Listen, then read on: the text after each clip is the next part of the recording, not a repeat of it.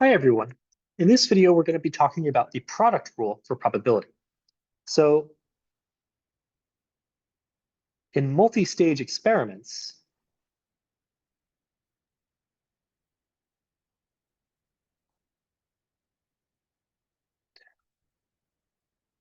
we are often concerned with the probability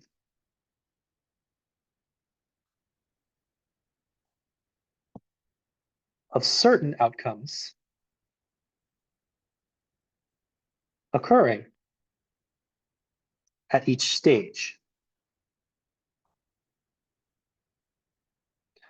And often we phrase these as statements about each stage,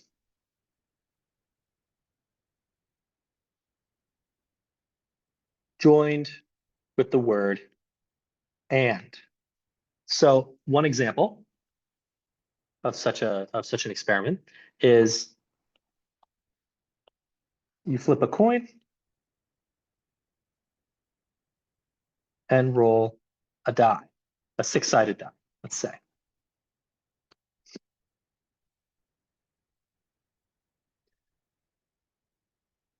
What is the probability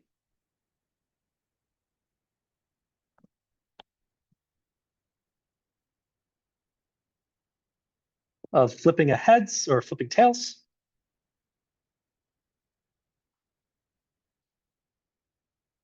And getting a 3, right? And so in this experiment, we have two stages. The first stage, well, they can kind of happen simultaneously since they're independent stages. But in this first stage, we flip a coin. The second stage, we roll a six-sided die. And so we're saying we want the outcome of stage 1 to be tails, and we want the outcome of stage 2 to be 3. And so how do we compute this? Well, we could, write out the sample space, all of this stuff, but this is going to take a long time, especially for these longer things.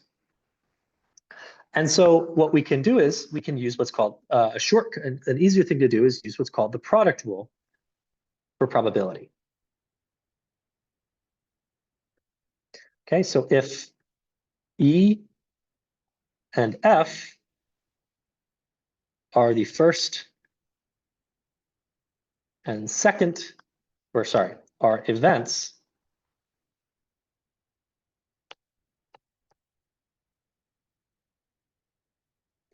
associated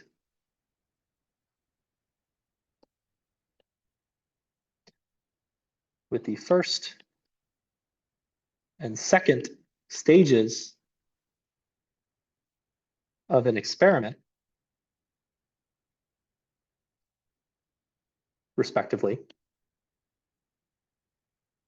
then the probability that E and F occurs, that they both occur, is equal to the probability of E times the probability of F given that E occurred. Okay, and so we can use this. Let's use this in this simple example.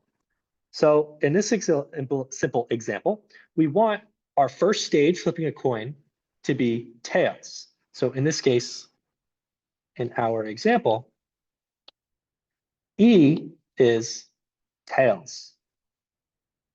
F is 3.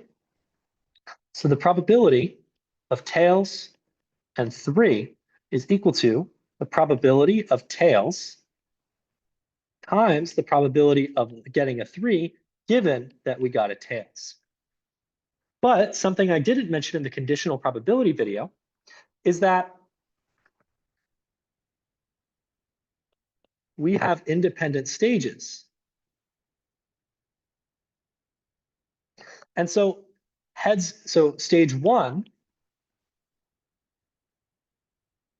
being heads or tails does not affect the probability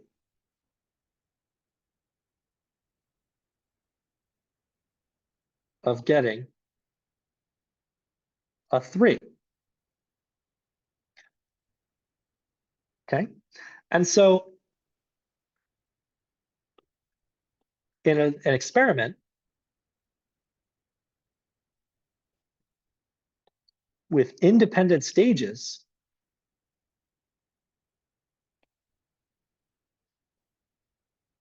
the outcome of one stage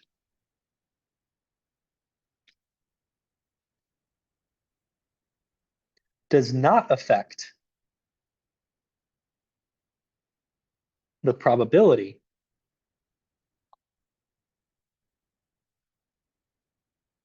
of an event, or I'll say of an outcome for a different stage. And all of this is to say, probability of 3 given that we roll tails is the same as probability given that we rolled heads. It's the same as just getting the probability of a 3. So in this case, the probability of rolling a 3 given that we've got a tails is just the probability of rolling a 3. Well, there's only one 3 on the die. There are 6 possible numbers. They're all equally likely. So that's 1/6. And the probability of heads is 1/2. And so that tells us that the probability, or sorry, not heads, tails, same number though. Probability of a tails and a 3 is 1/2 times 1/6, which is 1/12. Okay, so let's maybe do a slightly more complicated example. You roll a 6-sided die. If the number is a 2 or less, flip a coin.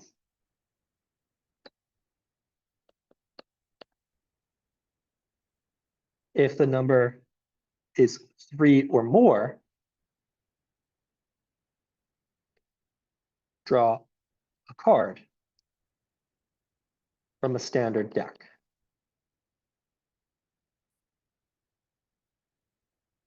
What is the probability? And so I'm actually going to ask a couple questions. So A, what is the probability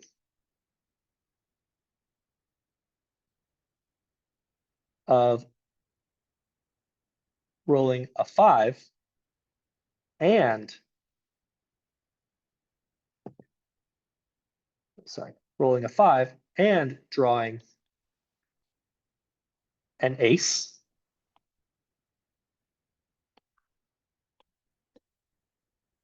What is the probability of rolling a number less than 2 and getting heads? And finally, what is the probability, or sorry, I'll say less than 3. What is the probability of rolling a 4 and getting tails?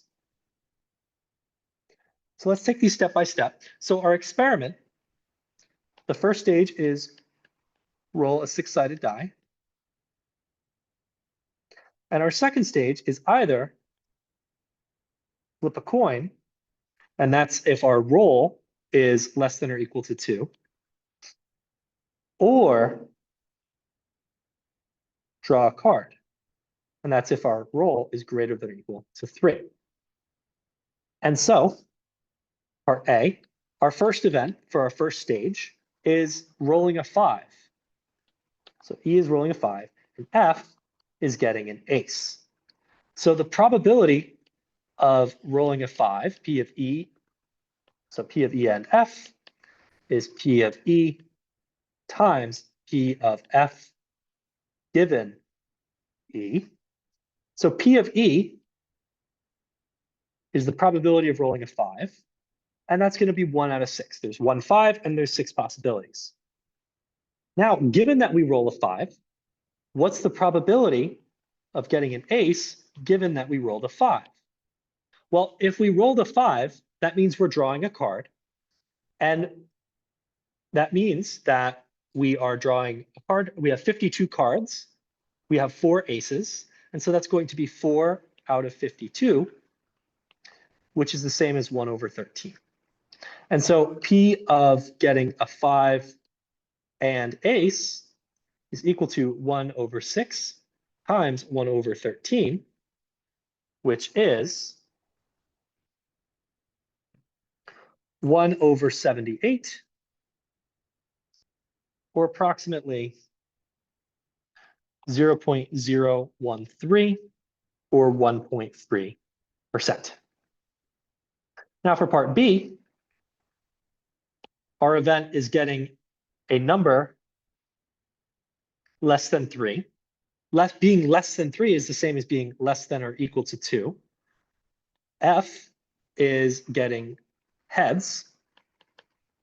And so probability of less than 2 and heads is this probability of less than 2 times the probability of heads, given that we got less than or equal to 2.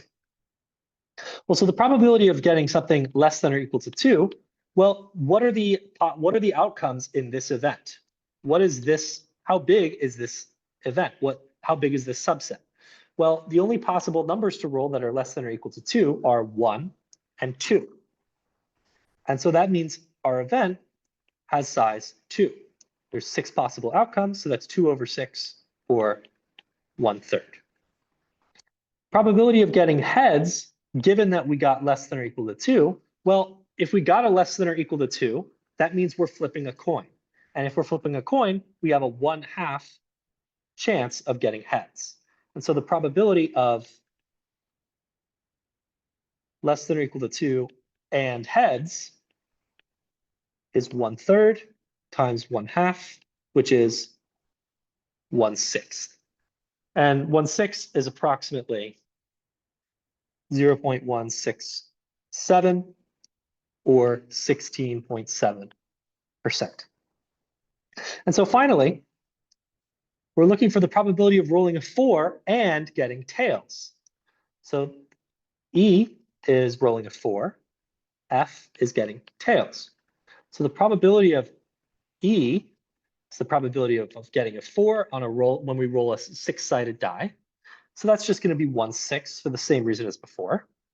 But now we're looking for the probability of tails given that we rolled a 4. Well, if we roll a 4, 4 is 3 or more. So that means we're drawing a card for our second stage. And that means there's no way our sample space, if we have a 4, our sample space is just all of our cards in the deck, which means that a heads or a tails are not in our sample space in this case. All of this is to say, if we roll a 3 or more, we're not flipping a coin, we're drawing a card. And so if we don't flip a coin, it's impossible to get tails. And so if it's impossible to get a tails, that means our probability is 0. So probability of 4 and tails is 1/6 times 0, which is 0. This tells us that it's impossible to get both a 4 and a tails. And that should make sense, because if we get a 4, we're not flipping a coin, so we can't possibly get a tails. Both can't happen at the same time. And so there's a special name for events like this. So events that cannot happen at the same time, which I may have mentioned before, are called mutually exclusive. So they cannot both occur at the same time. We cannot get a 4 and a tails, because if we have a 4, there's no way to get a tails. And so another way of phrasing this, so E and F are mutually exclusive.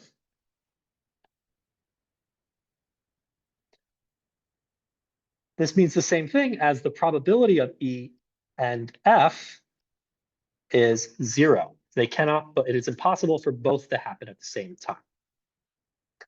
Okay, so this is another way of phrasing mutual exclusivity. Okay? And so we'll see more examples of computing conditional probability and computing product rule in the next video. That's all for this video, though.